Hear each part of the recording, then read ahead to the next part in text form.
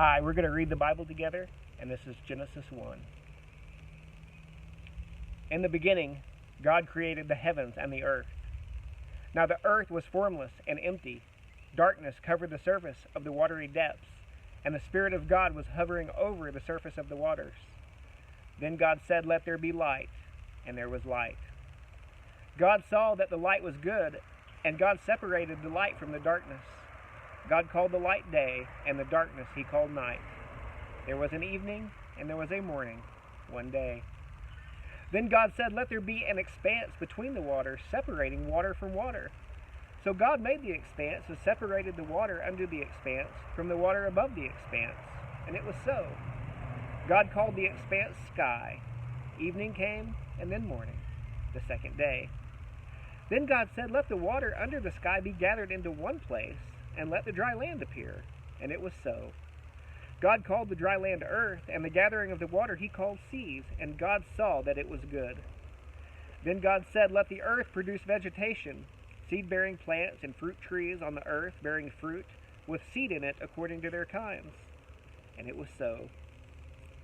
The earth produced vegetation, seed-bearing plants according to their kinds, and trees bearing fruit with seed in it according to their kinds, and God saw that it was good. Evening came, and then morning, the third day. Then God said, "Let there be lights in the expanse of the sky to separate the day from the night.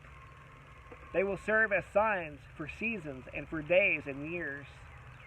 They will be lights in the expanse of the sky to provide light on the earth." And it was so.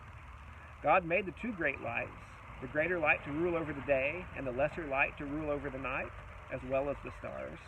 And God placed them in the expanse of the sky to provide light on the earth, to rule the day and the night, and to separate light from the darkness.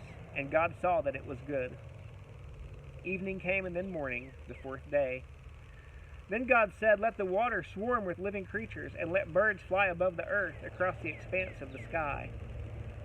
So God created the large sea creatures, and every living creature that moves and swarms in the water according to their kinds.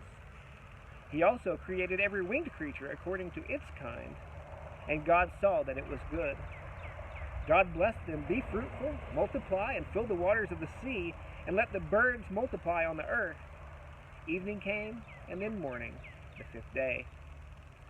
Then God said, "Let the earth produce living creatures according to their kinds, livestock, creatures that crawl, and the wildlife of the earth according to their kinds." And it was so. So God made the wildlife of the earth according to their kinds, the livestock according to their kinds, and all the creatures that crawl on the ground according to their kinds. And God saw that it was good.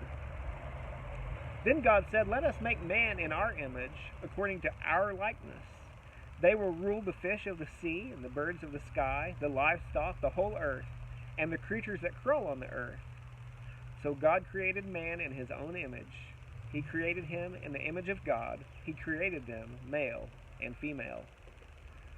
God blessed them and said to them, "Be fruitful, multiply, fill the earth and subdue it. Rule the fish of the sea, the birds of the sky, and every creature that crawls on the earth." God also said, "Look, I have given you every seed-bearing plant on the surface of the entire earth, and every tree whose fruit contains seed. This will be food for you, for all the wildlife of the earth, for every bird of the sky, and for every creature that crawls on the earth. Everything having the breath of life in it I have given, every green plant for food." And it was so. God saw all that he had made, and it was very good indeed. Evening came, and then morning, the sixth day.